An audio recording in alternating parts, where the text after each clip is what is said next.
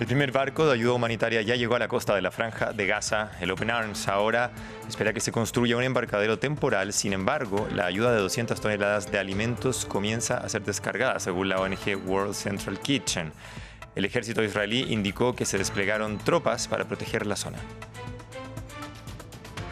Avanzan las elecciones presidenciales en Rusia. Al menos 13 personas han sido detenidas por acciones de vandalismo en los centros de votación. El presidente Vladimir Putin acusó a Ucrania de querer perturbar los comicios que iniciaron este viernes, en las que su victoria se da por descontada. Rusia lanzó uno de los bombardeos más mortíferos sobre Ucrania en semanas. 2 misiles balísticos cayeron en la ciudad portuaria de Odessa, matando a 20 personas e hiriendo a 70. El presidente Volodymyr Zelensky se refirió al ataque, tildándolo de un vil acto contra el pueblo de Ucrania.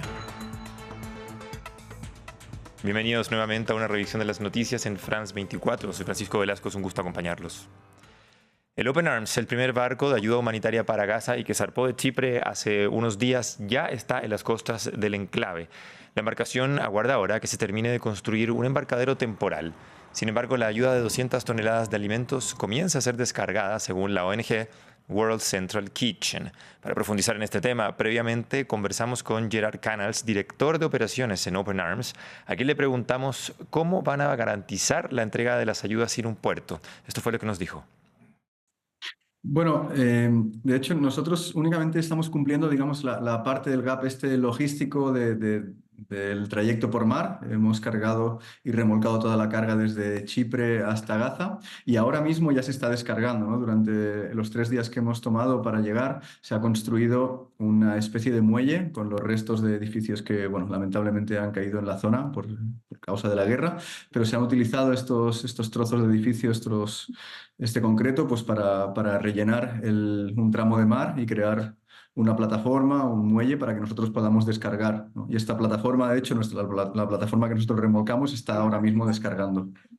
También le preguntamos qué riesgos representa esto para ellos y para la carga. Esto dijo. Bueno, para nosotros, desde el inicio de todo esto, que se remonta ya 3 semanas atrás, hemos estado hablando con las autoridades israelíes, negociando y determinando unos protocolos y unas condiciones para garantizar la seguridad tanto de la carga como del barco, como de las personas que intervienen en esta operación. Y bueno, nos han proporcionado una serie de dictámenes, de guías, digamos, que debíamos seguir y que hemos estado siguiendo a rajatabla, ¿no? Por eso, hasta última hora no se ha sabido el punto donde se iba a desembarcar ni el momento en que se iba a producir el desembarque. A día de hoy, en este momento, el barco todavía tiene muy limitada sus comunicaciones con el exterior, pues para intentar garantizar eso, ¿no? Que se sepa lo menos posible hasta que haya concluido la misión de desembarco. En la conversación con él, finalmente también le preguntamos cómo ha sido la logística previa para lograr recaudar la ayuda. Bueno, toda la alimentación que se ha cargado la ha provisto World Central Kitchen. Ya llevamos desde algún momento del mes pasado en colaboración, en conversaciones con ellos, y cuando terminamos nuestra última campaña en el Mediterráneo, ya desde Italia cargamos una parte de la comida y fuimos hasta Chipre para intentar hacer este primer viaje, ¿no? Lo que pasa es que las autoridades determinaron que la cantidad de comida que llevábamos a bordo era poca y entonces tuvimos que pensar cómo aumentar nuestra capacidad y fue a través del alquiler de una plataforma de 200 metros cuadrados, ¿no? Entonces, ya desde Chipre, cuando se decidió que este sería el modo de trabajo, pues empezamos a cargar la plataforma, conseguimos llegar hasta las 200 toneladas, que son unos 130, 135 palés, y con esa cantidad remolcar la plataforma con nuestro barco hasta llegar a este muelle improvisado y que se ha construido ad hoc para nuestra llegada, ¿no? Entonces, han sido retos logísticos importantes, pero que se han ido solucionando y que esperemos que sirvan de ejemplo, ¿no? Pues para futuras operaciones o al menos para imaginar que de este modo sí se puede hacer. Le agradecemos a Gerard Canals por esta entrevista con France 24 y seguimos hablando nosotros de la guerra en Gaza porque el primer ministro israelí, Benjamin Netanyahu, dio luz verde para la operación militar en Rafah, generando reacciones a nivel internacional. El operativo contempla de manera paralela un despliegue que tiene como objetivo evacuar a la población civil del sur del enclave, donde viven más de 1 millón de refugiados palestinos. En tanto, Hamás presentó un plan de tregua de 2 etapas que Netanyahu tilda de poco realista y mantiene su posición respecto de la invasión en Rafah. De todas formas, el mandatario israelí envió una delegación a Qatar para reanudar las negociaciones. El primer viernes de oración del Ramadán se llevó a cabo en Jerusalén sin problemas. Una situación inesperada debido a la tensión entre israelíes y palestinos agravada por la guerra en Gaza. No obstante, hubo bloqueos para miles de fieles que no pudieron acudir al recinto debido a las restricciones impuestas por Israel. Veamos más detalles en el siguiente informe. 80.000 musulmanes se reunieron en la mezquita de Al-Aqsa para rezar en el primer viernes del mes de Ramadán. Este día de oración, que fue altamente custodiado por policías israelíes, representa el día más sagrado de la semana para los seguidores del Islam. Gracias a Dios hay gente, aún con todas las restricciones de acceso, aún así gracias a Dios que hay gente en la mezquita. No como en años pasados, pero esperemos que Dios permita que el próximo viernes vengan más personas. El COGAT, el organismo militar a cargo de los asuntos civiles en los territorios ocupados palestinos, administra los puertos de entrada, dejando ingresar solo a hombres y mujeres mayores de 55 años y niños menores a 10. Al-Aqsa representa el tercer lugar más sagrado para el Islam. Sin embargo, en años pasados las oraciones han acabado en violencia por parte de las autoridades israelíes. Aunque este primer viernes de oraciones no acabara en una confrontación, muchos palestinos acusaron de opresión religiosa a las autoridades por las circunstancias que rodearon la celebración. Están bloqueando a todos, hasta los ancianos que quieren venir a rezar. Ellos no son jóvenes y tienen su identificación, pero Israel no les permite entrar. Su meta es no dejar pasar a la gente.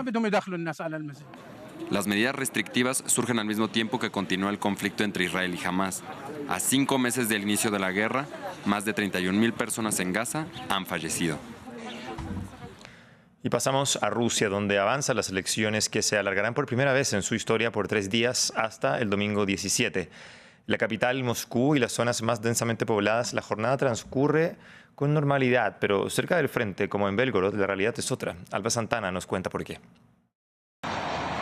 Llegó el día del inicio de las elecciones en Rusia. El enorme país, que cuenta con 11 zonas horarias, abrió sus colegios electorales a las 8 a.m. En la capital, Moscú, los votantes lo tienen claro. Quieren unidad y cambios positivos en Rusia. Quiero que nuestro país prospere, quiero que ocupe un lugar digno en el mundo colectivo, quiero que sea respetado, que ayude a otros países, es decir, solo espero cosas buenas. Aunque no todos piensan igual, en estas elecciones que se espera gane Putin con cerca al 80% de los votos, se vieron acciones de protesta como cócteles Molotov o pintura en las boletas contra lo que consideran como un gobierno autoritario. Lejos de la capital, en Mariupol, en el Oblast de Donetsk, uno de los 4 territorios ocupados en Ucrania, sus residentes fueron a las urnas por primera vez como ciudadanos rusos, en medio de las críticas de Ucrania y Occidente. Dado que somos una nueva región de Rusia, para nosotros era importante votar y elegir a nuestro presidente. En los territorios ocupados, las urnas están abiertas desde el 10 de marzo o desde finales de febrero en los más cercanos a la línea del frente. Y es que la guerra está como telón de fondo desde el primer día en estos comicios, tras un ataque ucraniano sobre la ciudad de Belgorod. El propósito de estas acciones militarmente insensatas y criminales, desde un punto de vista humanitario, son un intento de perturbar las elecciones presidenciales rusas.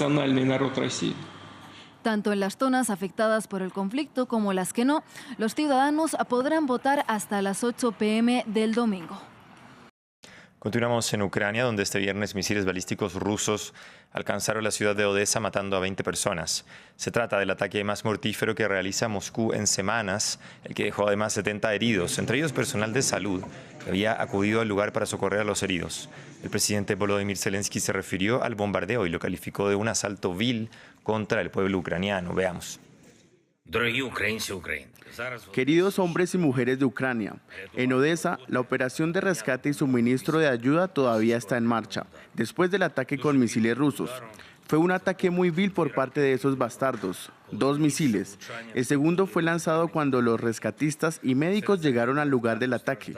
Entre los muertos y heridos se encuentran paramédicos y socorristas del servicio de emergencia. Mi más sentido pésame a los familiares. Decenas de heridos. Nuestras fuerzas de defensa harán todo lo posible para garantizar que los asesinos rusos sientan nuestra respuesta justa.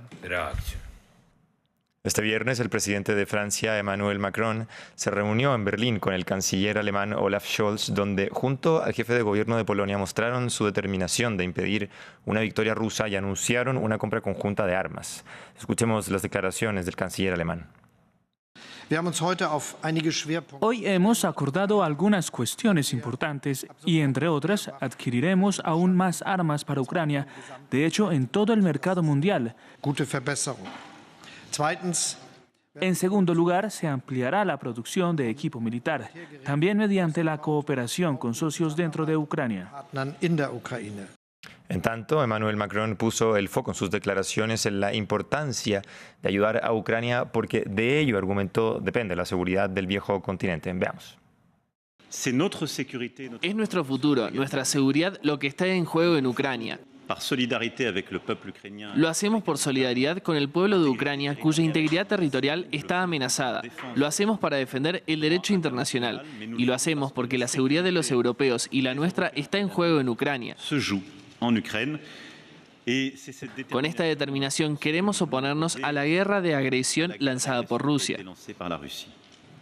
Continuamos en Estados Unidos, en el caso que enfrenta el expresidente Donald Trump en el estado de Georgia.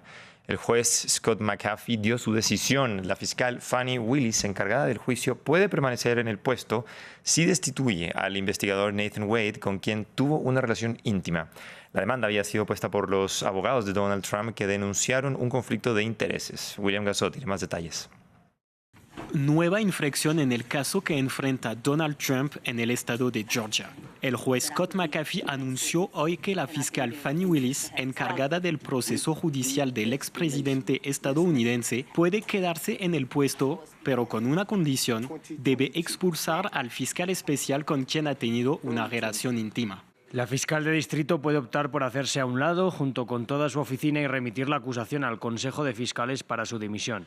Alternativamente, Sada Wade puede retirarse, permitiendo que la fiscal de distrito, los acusados y el público sigan adelante sin que su presencia distraiga o comprometa los méritos de este caso.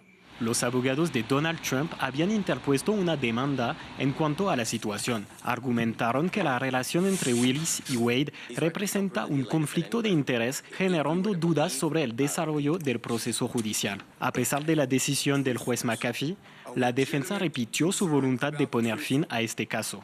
Utilizaremos todas las opciones legales disponibles mientras sigamos luchando para poner fin a este caso, que nunca debería haberse presentado en primer lugar.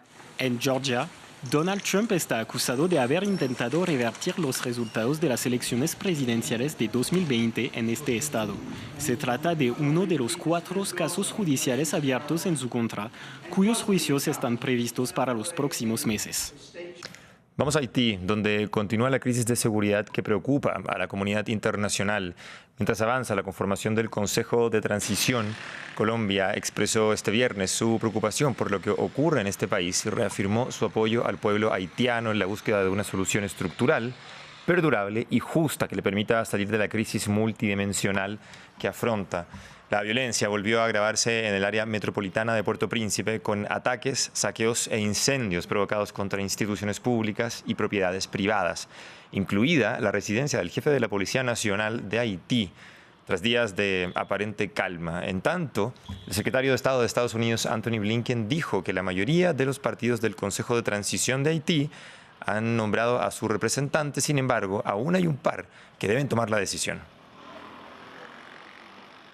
Y vamos a cerrar en Senegal, donde miles de simpatizantes salieron a las calles para celebrar la liberación de los opositores Ousmane Sonko y Diomaye Faye. Los manifestantes se reunieron en Dakar para celebrar la noticia, coreando el nombre de Sonko en la calle donde justamente él vive. El opositor senegalés pidió a sus seguidores que respalden al candidato presidencial Diomaye Faye en los próximos comicios del 24 de marzo. Escuchemos las reacciones de la gente. Cuando escuché la noticia me alegré mucho. Sonko es nuestro líder, él y Diomaye son nuestros líderes. Estamos felices. No es fácil querer votar por alguien y luego encarcelarlo. Estoy muy contento. Era mi deseo que Bassirou Diomaye Faye y Ousmane Sonko fueran liberados. Eso es justicia. No había ninguna razón para que estuvieran en prisión. Fue solo por razones políticas. Pero ahora han sido liberados. Damos gracias a Dios. Cerramos este bloque de noticias. Continúa en France 24. Ya regresamos.